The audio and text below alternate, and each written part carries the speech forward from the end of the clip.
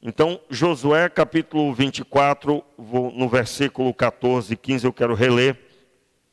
E quero continuar na mesma visão que nós pregamos no domingo à noite. Eu estou falando sobre esse fundamento do valor que você deve dar para a sua família e para a edificação do seu lar. E nós temos caminhado nessa visão, falando sobre o culto doméstico. E nós temos observado na trajetória de Josué o valor que ele dá para a obediência, não só dele, mas também da sua casa ao Senhor. E o versículo 14 do capítulo 24 diz assim: agora temei ao Senhor e servi-o com sinceridade e com verdade. Deitai fora os deuses aos quais serviram vossos pais, além do Eufrates e no Egito, e servi ao Senhor. Se, porém, vos parece mal servir ao Senhor, escolhei hoje a quem sirvais. Se aos deuses a quem serviram vossos pais, que estavam além do Eufrates, ou aos deuses dos amorreus, em cuja terra habitais, eu e a minha casa serviremos ao Senhor. E aí o efeito disso, verso 16, então respondeu o povo, repita, então respondeu o povo: nunca nos aconteça que deixemos o Senhor para servir outros deuses. Que bênção maravilhosa. Vamos orar mais uma vez. Meu Pai, muito obrigado pela Tua palavra, muito obrigado por tudo que o Senhor tem ministrado ao nosso coração. Nesta hora pedimos mais uma vez, Senhor, ministra na nossa vida. E ao sairmos daqui, possamos sair como verdadeiros luzeiros na Tua presença, diante das pessoas, para abençoar esta geração. Em nome de Jesus. Amém e amém. Meus irmãos, esse trecho é um dos mais bonitos que nós podemos encontrar em se tratando do que Deus pode e quer fazer na família.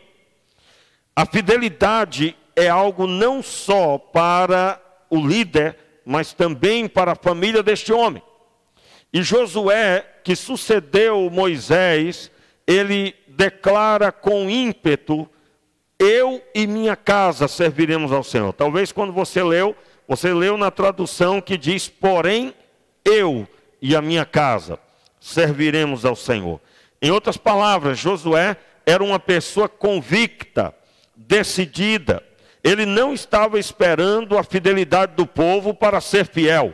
Ele declara a fidelidade dele e de sua família com a convicção de que uma pessoa sendo fiel ao Senhor, o próprio Deus leva em consideração. Ele mesmo viveu essa realidade quando ele e Caleb foram os únicos que acreditaram que Deus poderia entregar a terra de Canaã, independente de quem habitasse a terra, sendo gigante ou não. E Deus cita o nome dos dois, Josué e Caleb. Só esses dois vão poder entrar na terra. O restante todos pereceram em meio ao deserto no espaço de 40 anos. Eu quero dar destaque, meus irmãos, que não só ele tinha convicção da sua família, mas certamente o povo estava animado, impulsionado pela trajetória deste homem, pela fidelidade que eles viam a Deus na vida de Josué. E eu quero, então, trazer aqui um aprofundamento daquilo que eu comecei a falar domingo. No domingo eu destaquei, no começo do texto de Josué, por gentileza, abra Josué capítulo 1, e eu trouxe o destaque que o que nós vemos ali no final do livro, como que um fechamento da história, da trajetória de Josué, ele continua, depois de todas as batalhas, todas as lutas, ele continua convicto da bênção e do milagre do Senhor em sua casa. Irmãos, eu quero dar o destaque aqui, nesse momento, quero relembrar você do nosso propósito. Nós precisamos ser instrumento de Deus na cidade. Nós precisamos ser instrumento de Deus fora das nossas casas. Muita gente fala assim, né? E está correto também, mas eu quero ampliar. Nós precisamos sair das quatro paredes da igreja. Mas eu digo a você que nós precisamos, para que a igreja tenha essa amplitude, nós precisamos de famílias que estão debaixo deste legado, desta bênção que Josué viveu com a sua casa. E aí sim, a igreja sairá das quatro paredes, porque se eu não consigo ser instrumento de Deus na minha casa, eu não conseguirei ser para mais ninguém. Aliás, irmãos, eu considero que ser bênção em casa pode sim acreditar que é o lugar o lugar mais fácil de ser instrumento de Deus. Por quê? A esposa casou com você, o seu marido casou com você, seus filhos estão ali debaixo da sua autoridade, constituído por Deus essa autoridade, e nós só precisamos agora entregar as nossas vidas ao Senhor. Por que eu considero o mais fácil? Porque o próprio Jesus disse que amar aqueles que nos amam é absolutamente fácil. Inclusive, ele deixou bem claro, ser bênção na vida de quem nos ama não é complicado. O alvo mesmo é ser bênção, aí fazendo uma tradução das palavras, é ser bênção na vida do inimigo.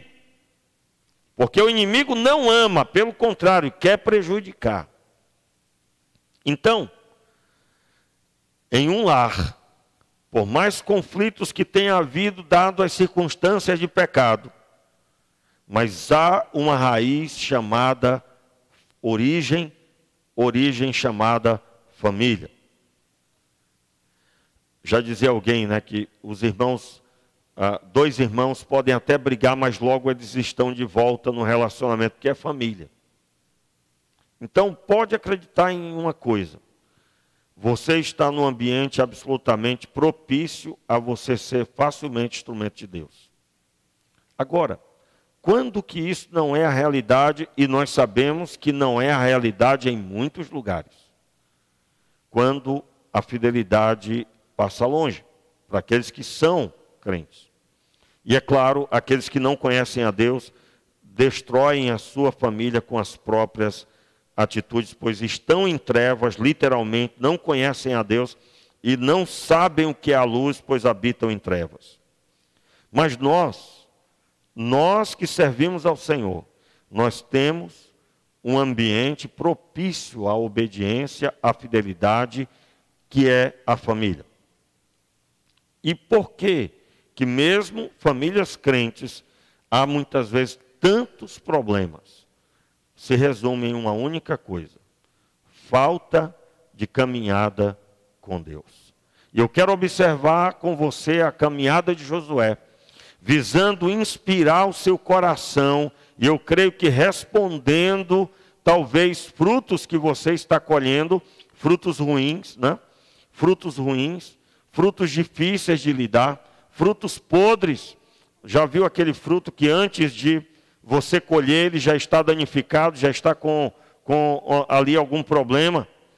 Você pensa que vai colher aquele fruto e você, ao chegar lá, percebe que alguém chegou primeiro, que no caso foi alguma praga, alguma coisa que impede, ou até mesmo algum fungo, né? algum outro acontecimento também. E eu quero recordar aí Josué capítulo 1, que destaca Josué sendo o sucessor de Moisés.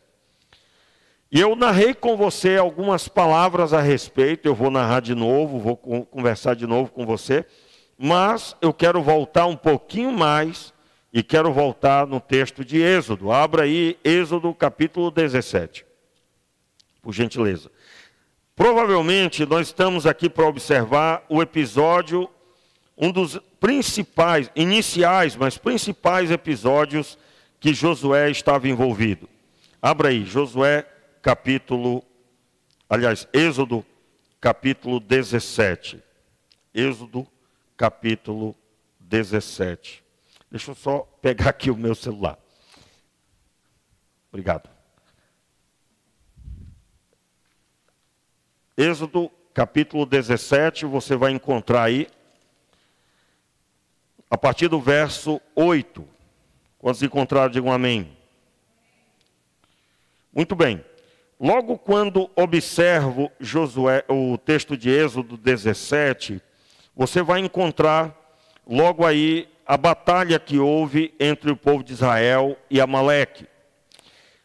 O versículo, a partir do verso 9, o texto destaca a pessoa de Josué. O versículo 8 em diante diz assim: Então veio Amaleque e pelejou contra Israel em Refidim. Pelo que disse Moisés a Josué, veja bem, Moisés dá uma ordem a Josué, ele diz assim: escolhe-nos homens e peleja contra Amaleque. Amanhã eu estarei no cume do outeiro e a vara de Deus estará na minha mão. Fez Josué como Moisés lhe dissera e pelejou contra Amaleque. Mas Moisés, Arão e Ur subiram ao cume do outeiro. E aí você já conhece o texto: conforme Moisés permanecia com o braço erguido e a vara de Deus ali em sua mão erguida, e a batalha acontecendo lá embaixo no vale, conforme Moisés permanecia com as duas mãos erguidas segurando a vara de Deus, eles venciam. Agora, a obediência de Josué aqui é algo extraordinário. Por quê? Ele não tinha nenhum histórico de batalha, porque eles tinham acabado de sair do Egito. Eles tinham vivido, pelo menos aí, vamos dizer, em se tratando de centenário, né, 430 anos, aprisionados, escravizados, vivendo sem tocar em nenhum armamento, justamente porque eram escravos. Quero lembrar que a escravidão começou por temerem a quantidade de israelitas. Eles nasciam aos montes e o faraó temeu a quantidade deles e subjugou o povo de Israel. Então, você imagina que eles jamais teriam acesso a armas. Este povo que vai à batalha é um povo inexperiente na batalha. Agora você imagina chamar um homem para liderar pessoas que não têm experiência nenhuma com armamento. Nenhuma. Eles não só não tinham acesso a esse tipo de informação, como não poderiam jamais no Egito praticar batalhas. E aí, de repente, Moisés chama Josué e dá uma ordem para ele ser o general, o comandante desse exército que não sabe para onde vai, que uma batalha se dá.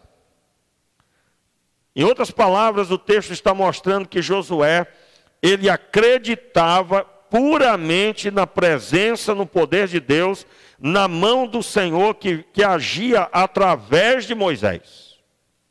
Então, meu irmão, você quer sua casa abençoada? Você quer poder declarar diante de todo um povo, como foi o caso de Josué: eu e minha casa serviremos ao Senhor? Nós vamos servir de agora para sempre da nossa existência. E ao observar a trajetória de Josué, você não vai encontrar uma só falha de Josué. Então Josué pecou. Você não vai encontrar isso. Vai encontrar um Josué servo. Servo. E aqui ele aceita algo que talvez muitos de nós, e é claro, eu estou falando de uma forma geral, talvez você não conseguiria obedecer uma ordem dessa. Aliás, no quartel, eu ouvi isso dos militares no decorrer do tempo, que dizem eles que ordem absurda não se cumpre. Pode acreditar numa coisa, que essa daqui talvez pudesse ser interpretada por alguém incrédulo, que é uma ordem absurda. Se Deus quer nos livrar, que Ele nos livre então, sem a nossa participação, porque vamos morrer. Claro que Deus não quer que lutemos, não sabemos. Irmãos, o não saber traz uma barreira enorme. Aliás, nós vivemos um tempo aqui, falando sobre a nossa vida cotidiana, onde não se pode mais dizer não sei. Você sabia disso? Por quê? Eu não sei matemática, eu não sei física, eu não sei química. Se você precisa saber para fazer uma prova, para se dar bem na escola, você não pode dizer mais que não sabe. Por quê? Porque o certo mesmo seria dizer, eu não sei e não quero aprender. Por quê? Porque desde que inventaram um negócio chamado YouTube, você joga lá o assunto e você vai ver uma infinidade de professores ensinando qualquer que seja a matéria. Então, nós vamos descobrir quem é travado e quem crê. Irmãos, e até hoje você vai encontrar pessoas que dizem, não sei. Então Deus não pode nem chamar um desafio. Pastor, não entendi. Entenda, meu querido. Na vida cristã, nós somos chamados a pisar caminhos que nunca conhecemos, que nunca passamos. Foi o caso de Abraão. Sai da tua terra, da tua parentela, da casa do teu pai, e vai para uma terra que eu te mostrarei. A primeira coisa que uma pessoa pergunta quando alguém chama para uma viagem é, para onde? Vamos viajar. Qual é a pergunta? Para onde? E a segunda pergunta, como? E Abraão larga tudo e sai, sem um destino certo. Meu irmão, quando nós olhamos para a Bíblia toda, nós vamos encontrar vários traços dessa realidade. E qual é a barreira que normalmente a pessoa coloca? Não sei o que fazer, não sei como vou desenrolar isso, mas Deus está mandando. E a pessoa cria um conflito. Josué simplesmente ouve e obedece. Nesse capítulo, o seu nome é citado muitas vezes. Por quê? Porque este homem, em meio a todos, foi o que mais acreditou. Ele teve que liderar. A pessoa que lidera um exército tem que ser o mais afoito, o mais corajoso, o mais apto a demonstrar que vai vencer, e não só parecer que vai vencer, mas precisa ser absolutamente implacável. Então, quando nós olhamos para Josué no final da trajetória, capítulo 24, Josué está idoso, ele já está velho. 40 anos ele andou no deserto, viu uma geração morrer, ele já estava idoso. Ele era um jovem aqui nesse momento. E idoso, ele ainda estava declarando fidelidade ao Senhor. Meus irmãos, eu estou dizendo que uma casa abençoada não se consegue de uma hora para outra. Pastor, mas eu creio na misericórdia. Sai fora desse negócio. Aliás, por causa dessa fala é que muita gente vive em pecado. Eu quero lembrar a você o caso de Eli, o sacerdote, 1 Samuel, logo no começo. Você vai encontrar um garoto sendo usado pela primeira vez como profeta para proferir o que ia acontecer com a casa de Eli. O que aconteceu com a casa de Eli? Sua geração foi limpa da geração do povo de Israel, por causa da desobediência com a sua casa. Os filhos de Eli eram desobedientes, pecadores em público. Eles eram extremamente pecadores, publicamente não tinham dó nenhuma de pecar na porta do templo. E o profeta e o sacerdote Eli não os corrigiu, não fez por onde, não trabalhou para que sua casa fosse corrigida. Aceitou. No máximo falou com eles alguma coisa. E a Bíblia diz que Deus disse, olha, limparei esta geração, nunca mais na sua casa se levantará um sacerdote. Você conhece que os sacerdotes de geração em geração, eles iam prosperando.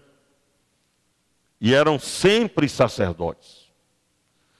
Qual é a grande informação que nós vemos em Josué? Josué era um homem fiel a Deus. Acreditava em Deus. Mas acreditava ao ponto de aceitar o desafio. Por favor, abra sua Bíblia aí em Êxodo capítulo 24. Êxodo 24, eu quero narrar esse outro momento de Josué. Josué 24, o versículo 13. O acontecimento que se dá é um momento de comunhão.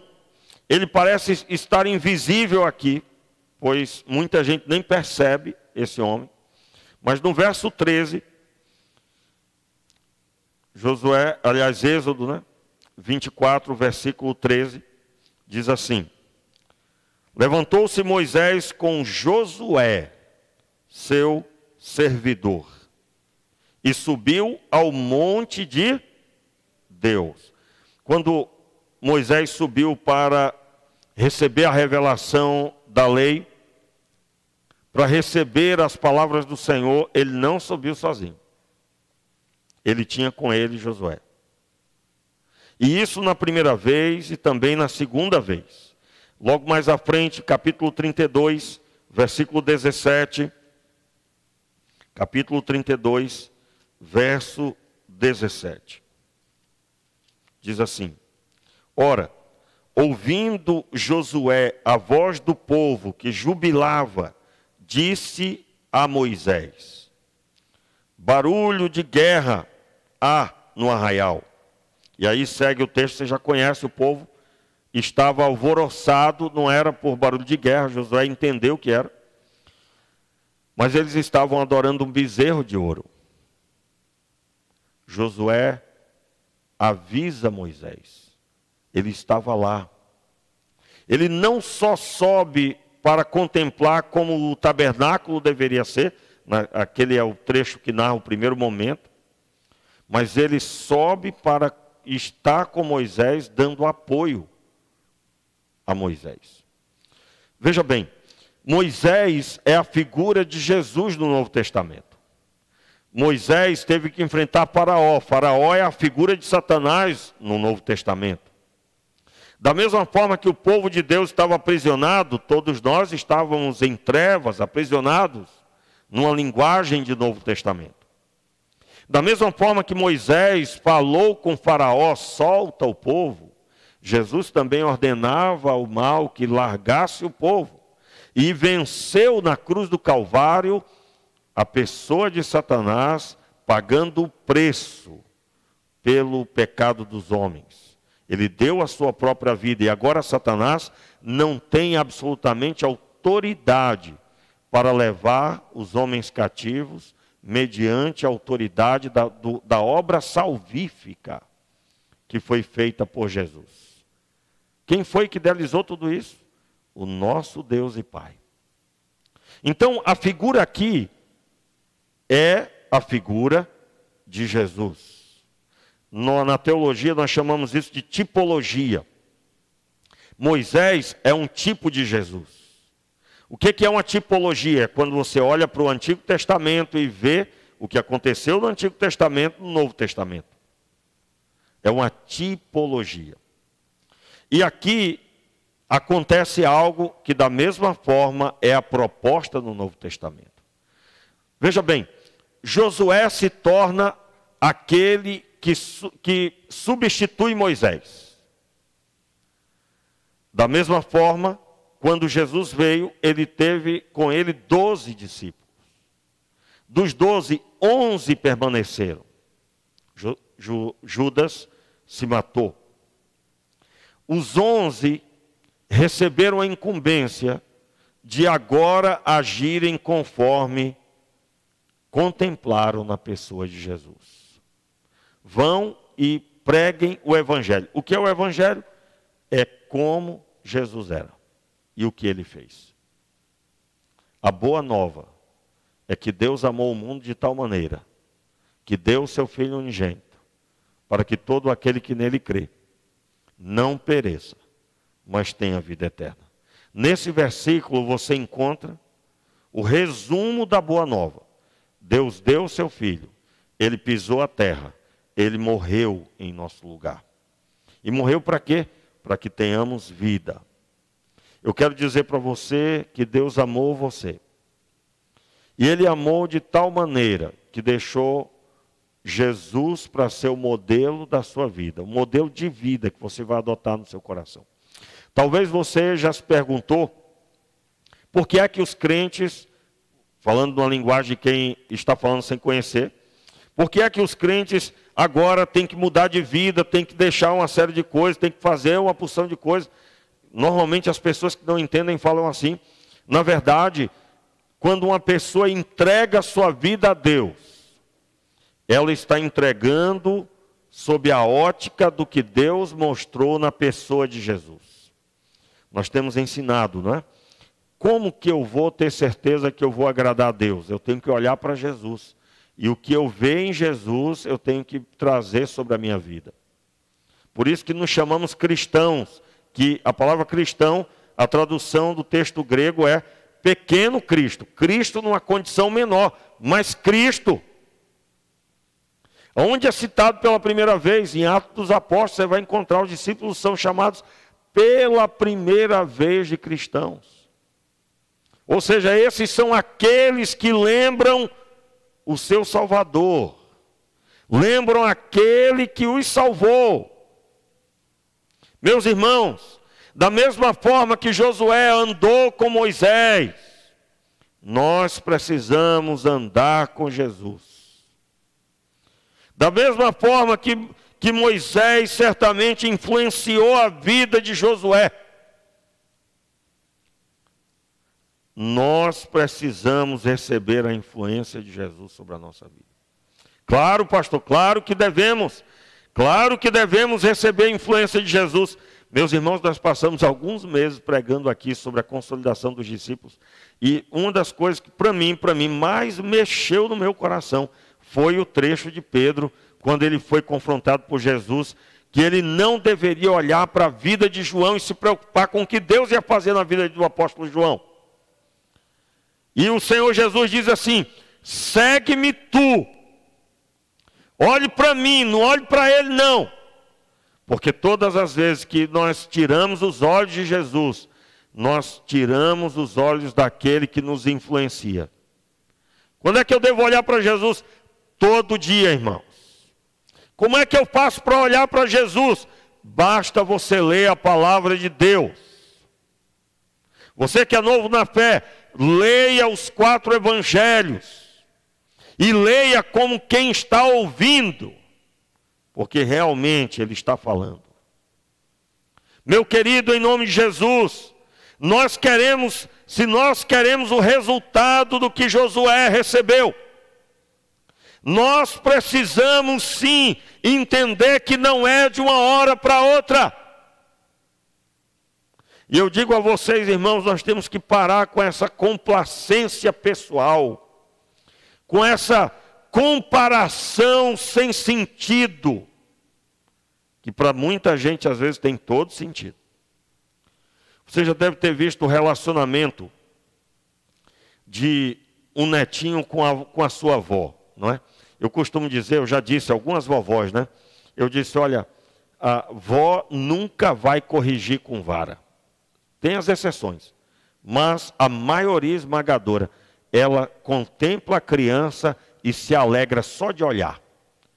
Aliás, Deus concedeu uma bênção extraordinária a toda vovó, né? Todo vovô, toda vovó. Estou falando as vovós que são muito mais, as mulheres são muito mais sentimento. Você pode perguntar para qualquer vó. Quando ela olha para o neto, ela vai lembrar de quem? Do filho. Vai lembrar da filha. O jeito de andar, algum traço da fala. E Deus concede aos vovôs, às vovós, algo precioso. Reviver a maternidade. Só que agora, na próxima geração. Relembrar a maternidade. Relembrar a paternidade.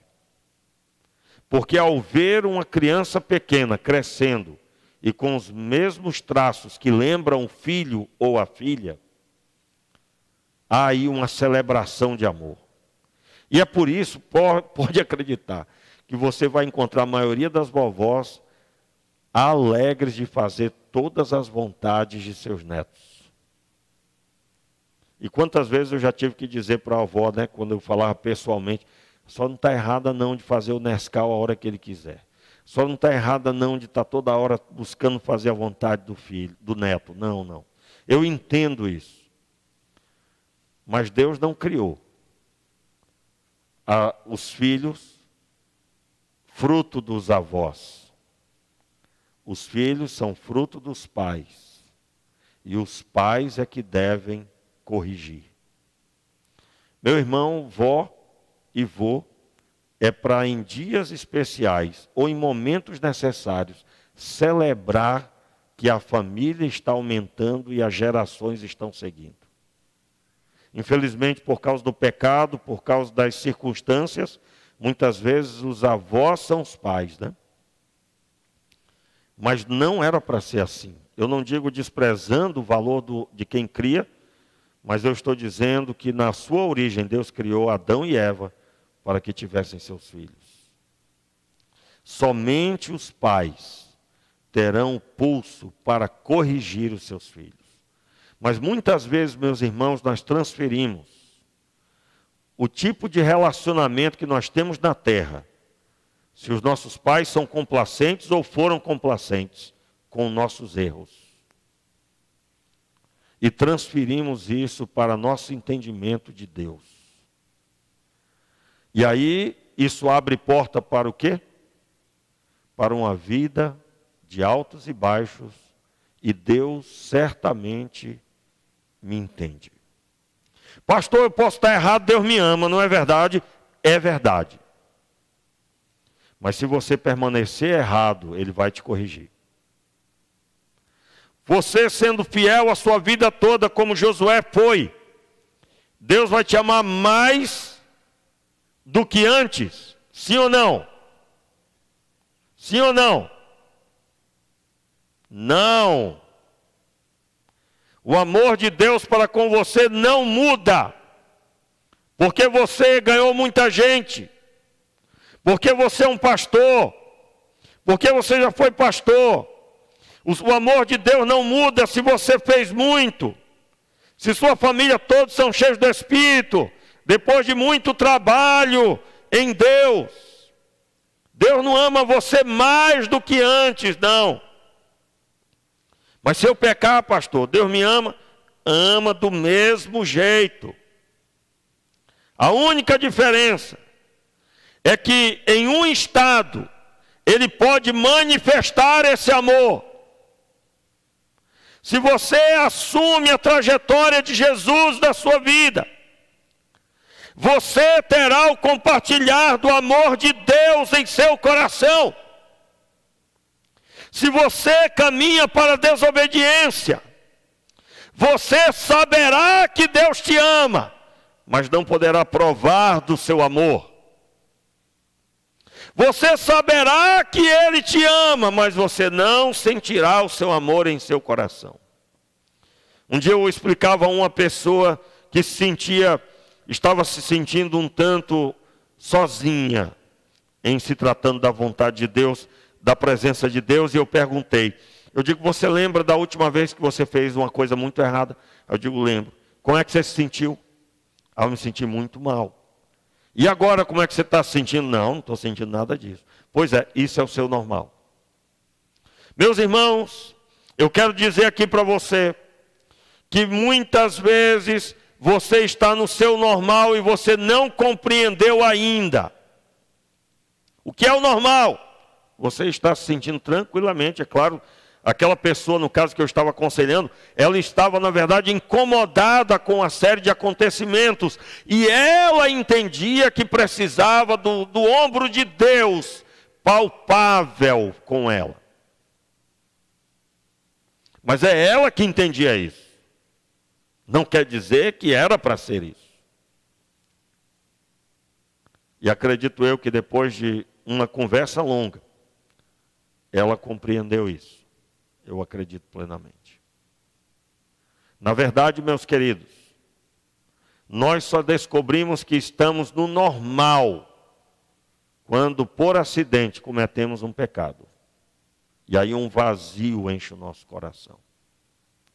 Em outras palavras, se você entendeu que a vida cristã é de vez em quando você flutuar, e aí Deus está com você, você está errado. Se você entendeu que você vai ter uma alegria, que você não vai conseguir tirar o sorriso do rosto, você confundiu uma linguagem figurada com uma emoção. A nossa alegria, meus queridos, nem sempre é palpável, mas é de fato garantida. A nossa alegria não está em momentos que nós possamos viver abençoados, mas a nossa alegria está em saber que a eternidade está garantida. A nossa alegria não está em fazer parte da igreja local, porque tudo isso é passageiro. Você hoje mora aqui, amanhã você pode morar fora do país. Você terá que encontrar uma outra igreja.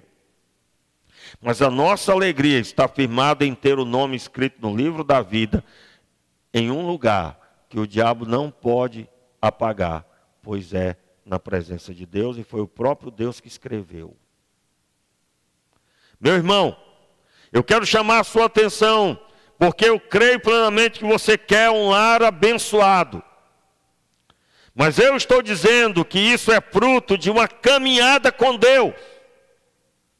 Você não vai encontrar uma pessoa que foi fiel, que não teve a amplitude de sua vida abençoando sua casa. Você não vai encontrar. Normalmente você vai... Eu mesmo já preguei isso, pastor, por que Samuel não teve os filhos abençoados? E normalmente nós sabemos, Samuel foi um grande homem de Deus, um grande profeta. Mas eu consegui sim perceber as falhas de Samuel. Não é o nosso assunto, eu não vou falar sobre isso. Mas se você for pesquisar homens como Jó, ou como o próprio Josué, você pode entender claramente que uma caminhada de obediência. E obediência em quê? Em estar próximo da presença do Senhor. Em estar apoiando os líderes. Irmãos, nós líderes somos diversas vezes atacados. Eu me lembro, eu estou aqui há 15 anos, né? Claro, não me leve a mal, e graças a Deus isso faz muito tempo. Mas eu me recordo de um tempo que havia pessoas que estavam do meu lado, apoiando diretamente o ministério da igreja, a igreja de um todo. E uma determinada pessoa um dia me abordou, me disse, né, que estava aflita, porque infelizmente as pessoas viam ela com maus olhos, porque ela era uma pessoa que estava sempre com o pastor. Aí a pessoa me contou ali aquelas falas horríveis que ela ouviu. E é claro, eu não pedi para contar quem era, né? Não é bom nem saber. Mas você vai encontrar pessoas, às vezes, criticando quem está próximo dos líderes. Você vai encontrar em todos os lugares. Nas igrejas também é assim. Graças a Deus nunca mais ouvi nada disso. Deus abençoe que o Senhor Deus tenha mudado essa realidade. Eu creio. Por que eu creio? Porque nós estamos pregando e orando. E Deus tem poder para mudar a vida do homem. Irmãos, o que seria da obra de Deus sem as pessoas ao redor dos líderes? O maior exemplo disso, Jesus orou a noite inteira, o texto de Mateus destaca, e ao raiar o dia, ele reuniu os seus discípulos e escolheu dentre os seus discípulos 12 para estarem com ele todos os momentos. Você imagina se não acontecesse no Novo Testamento o que aconteceu com Timóteo, que foi companheiro de viagem do apóstolo Paulo. Timóteo se tornou pastor de 2 igrejas, mas começou estando próximo dos líderes.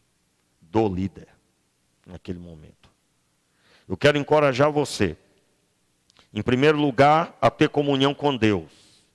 Você, em todo o tempo, ter comunhão com Jesus e ser influenciado por Jesus. Mas pessoas que têm comunhão com Deus e são influenciados por Jesus, você sabe o que elas vão fazer? Elas vão se aproximar do trabalho da obra de Deus. E Deus em todos os lugares tem os seus Moisés, tem os seus Paulos. E Deus abençoe que você seja essa pessoa, dizendo, eu aceito o desafio, o duplo desafio, de estar em comunhão com Jesus, sendo influenciado por Jesus, e de ter a minha mão no arado, bem perto da liderança. E por que da liderança? Porque a liderança tem uma ampla visão. E quem está próximo recebe essa visão.